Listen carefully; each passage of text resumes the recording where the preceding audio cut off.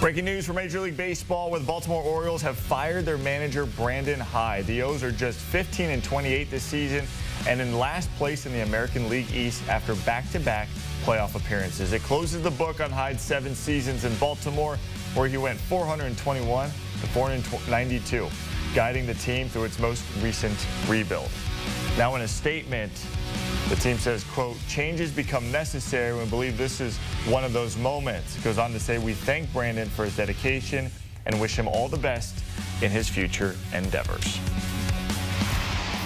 So with that news, let's go ahead and welcome in our baseball analyst, Matt Snyder. And Matt, it's been a rough season so far in the Charm City. Does this surprise you at all? And does this crank up the pressure on the rest of the front office?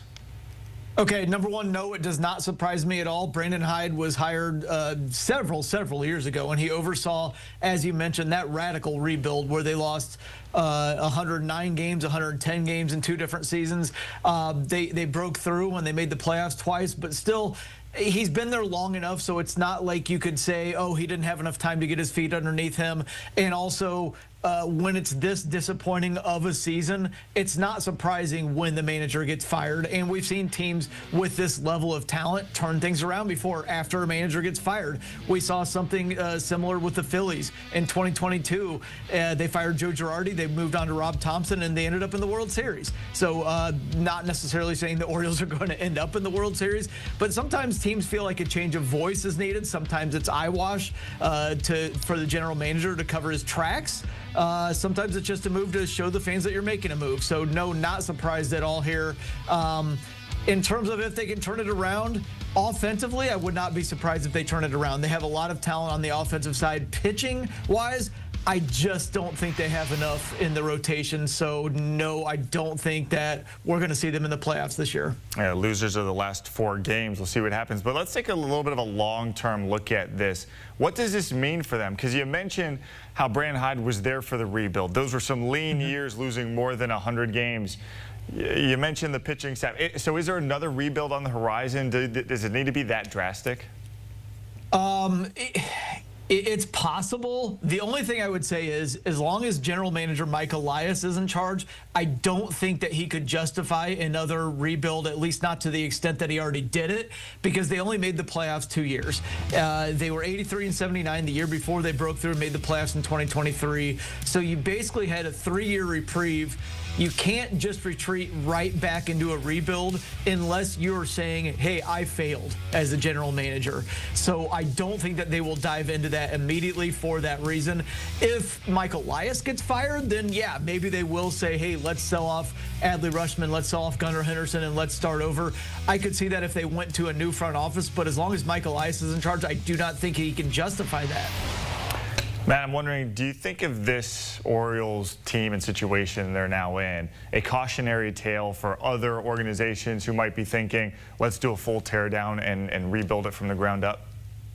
100%. Yes. I don't think that you have to radically go crazy with let's lose on purpose for 3, 4, 5 years on purpose just to build up the system. There have been plenty of other teams who have gotten good without going to that extreme of a measure. The only example really that you have of a team that completely tanked for 4 or 5 years on purpose and turned it around and won multiple championships was the Houston Astros. And that's where Mike Elias came from. He came from that front office with the Astros. He thought, I'm going to emulate the Astros. I'm going to do the same thing. It's just not that simple. It's just not that simple of completely tearing it down and being so bad on purpose for that many years. And part of the thing that you do when you tear it down to that extreme is you lose a lot of faith with the fan base. You've told the fans, look, we're going to be awful for 4 or 5 years, and it's all going to be worth it in the end. If you look at the Orioles right now, was it worth it? They won 101 games in the regular season 2 years ago, but they didn't win a playoff game. They won 91 games last year, but they didn't win a playoff game. Was it worth all that misery just to get to where they are?